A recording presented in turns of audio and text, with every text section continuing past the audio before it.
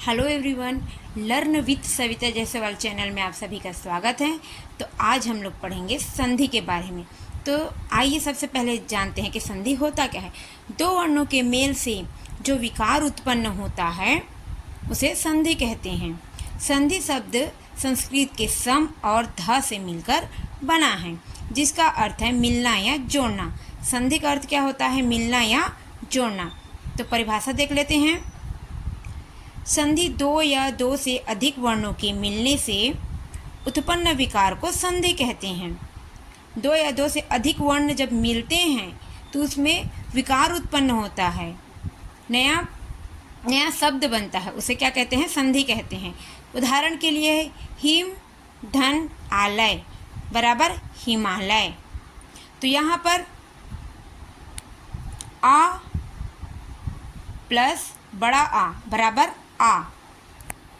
तो यहाँ पर हिमालय दो शब्द हिम धन आलय से मिलकर बना है। तो पहला शब्द हिम का अंतिम वर्ण क्या है? यहाँ पर अंतिम वर्ण माँ है और माँ वर्ग माँ धन आ। यहाँ पर देख लीजिए माँ धन आ, ए मिलकर क्या बना यहाँ पर? पूरा माँ। ठीक है, इसलिए हिम का अंतिम वर्ण माँ। और दूसरा शब्द आलय, दूसरा शब्द क्या है यहाँ पर? आलय। आलय का यहाँ पर पहला वर्ण क्या है? यहाँ पर आ लिया गया है। जब यहाँ पर आ और आ को मिलाया जाता है तो क्या बनता है? यहाँ पर बड़ा आ बनता है। और आ की मात्रा लगती है, आ की मात्रा लगी यहाँ पर आ और आ मिलकर ये क्या है? आ का मात्रा लगा है यहाँ पर। इसलिए हिम का आ मतलब ये आधा माँ करके और आ करके बराबर ये क्या हुआ? आ धन। यहाँ पर आलय का प्रथम वर्ण लिया गया है आ, तो बराबर हिमालय। यहाँ पर क्या हुआ? इसका आ और ये वाला आलय का प्रथम वर्ण लिया गया, तो यहाँ पर क्या हुआ? यहाँ पर आ। ठीक है, तो ये क्या हुआ? हिम धन आलय बराबर हिमालय। ठीक है, उसी प्रकार से एक और उदाहरण है विद्या धन अर्थी बराबर विद्यार्थी। ये तो है संधि की परिभाषा। तो संधि तीन प्रकार के होते हैं, स्वर संधि, व्यंजन संधि, विसर्ग संधि। तो सबसे पहले देखते हैं स्वर संधि के बारे में। स्वरों का स्वरों के साथ मेल होना, ये क्या है? स्वर संधि है। व्यंजन संधि होता है स्वर अथवा व्यंजन के मिलने से या व्यंजन का व्यंजन के मिलने से जो विकार उत्पन्न होता है उसे व्यंजन संधि कहते हैं। विसर्ग संधि क्या होता है? स्वर और व्यंजन के मिलने से जो विकार उत्पन्न होता है उसे विसर्ग संधि कहते हैं।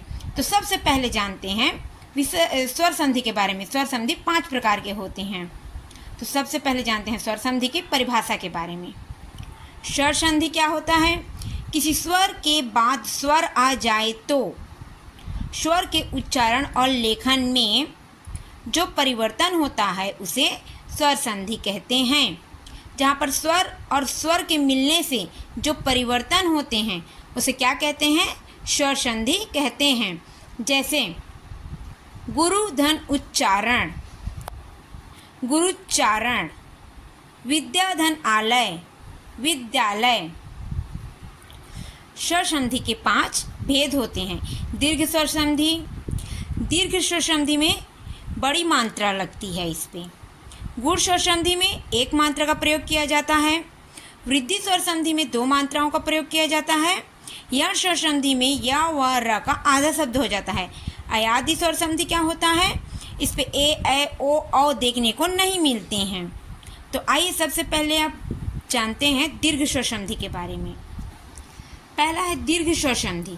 ह्रस्व या दीर्घ आ ई उ के पश्चात क्रमशः ह्रस्व या दीर्घ आ ई उ स्वर आए तो दोनों को मिलाकर दीर्घ आ ई उ हो जाता है।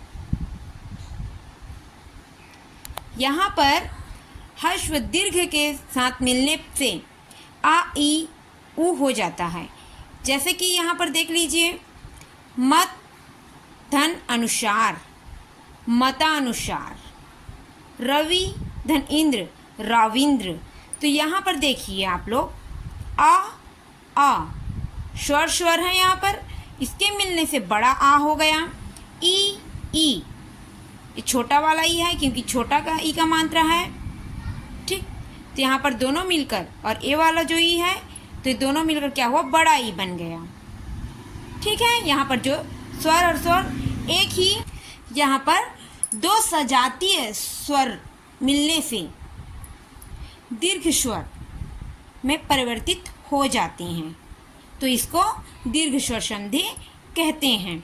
उसके बाद दूसरा है, देख लीजिए आप लोग, गुण स्वर संधि, जिसमें एक मात्रा लगी रहती है। यदि आ और आ में ई या ई ऊ या ऊ तथा ऋषि स्वर आए तो दोनों के मिलने से क्रमशः ए, ओ और अर हो जाता है। यहाँ पर आ या अ सजातीय स्वर के बाद यदि अन्य सजातीय स्वर ई या ऊ ऋषि जुड़ता है तो ए, ओ और अर हो जाता है। जैसे उदाहरण के लिए देख लीजिए, यहाँ पर आ धन ई बराबर क्या है, ये ए हुआ। यहाँ पर आ धन ई मिलकर क्या बना, यहाँ पर ए। उसी प्रकार से देख लीजिए, यहाँ पर आ धन ऊ मिलकर क्या बना, ये ए का मात्रा। उसके बाद है आ धन ऋषि मिलकर क्या बना, अर बना। तो उदाहरण के तौर पे देख लीजिए आप लोग, नर धन इंद्र बराबर नरेंद्र, एक मात्रा का प्रयोग हुआ। पर धन उपकार, परोपकार। देव धन ऋषि, देव ऋषि। ठीक है, गुण स्वर संधि में एक मात्रा का प्रयोग किया जाता है।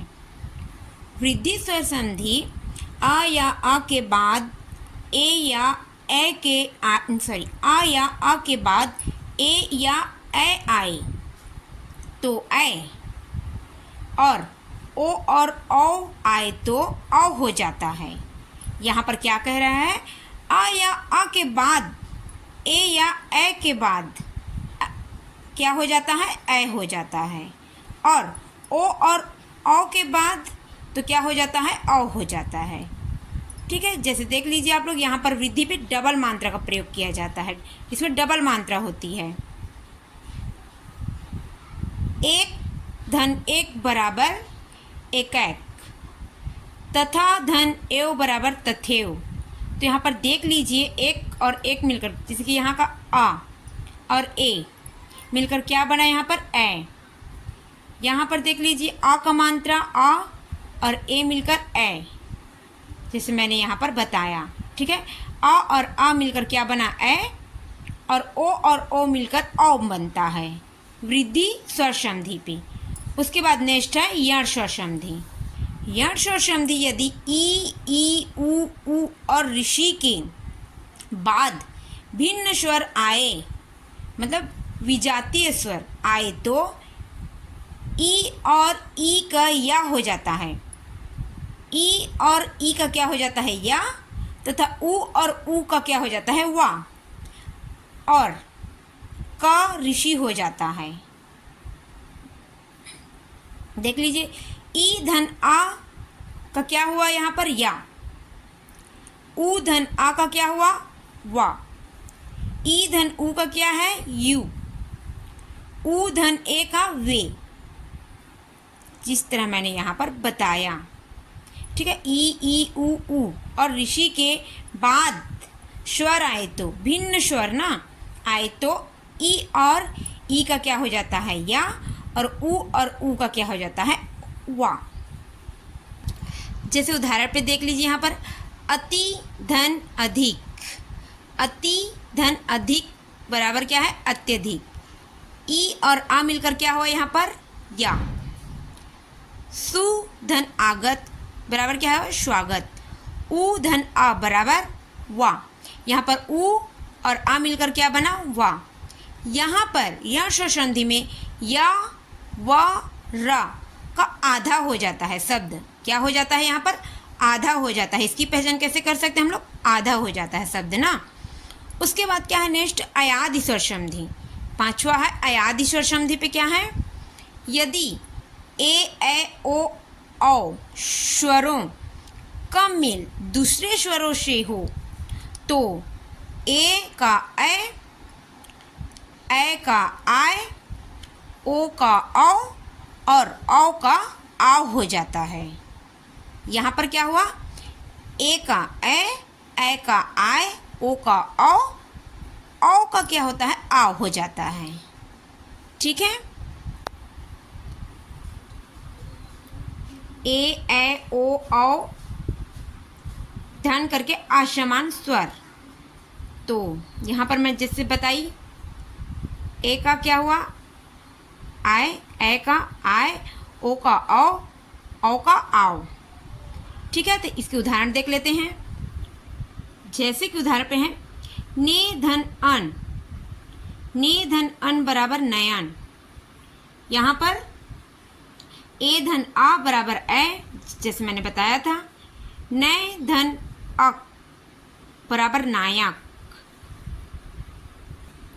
पो धन इत्र पवित्र।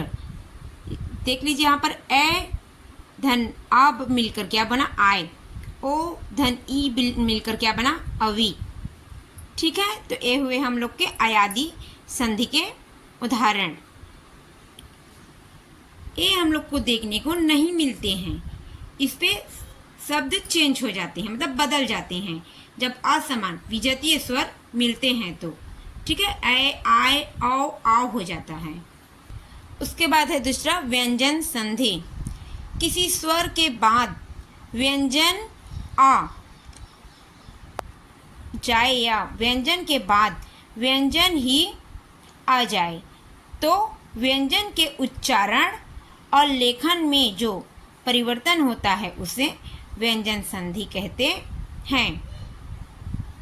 जैसे देख लीजिए, आ धन छ मिलने से पहले च जोड़ा जाता है। आ धन छ के मिलने से पहले क्या जोड़ा जाता है, यहाँ पर च जोड़ा जाता है। जैसे आ और छ के मिलने से च जोड़ा जाता है करके बताया। जैसे कि देख लीजिए आप लोग, स्व धन छन बराबर क्या है, स्वच्छन। यहाँ पर वी धन छेद बराबर विच्छेद, तो छ की जगह चा जोड़ा गया यहाँ पर। उसी प्रकार से क का ग हो जाता है, च का ज हो जाता है, ट का ड़ हो जाता है, त का द हो जाता है। जैसे कि देख लीजिए, दिक धन गज बराबर दिग्गज। अच धन अंत बराबर अजंत। षष्ठ धन अनन आनन। षष्ठ धन आनन षडानन।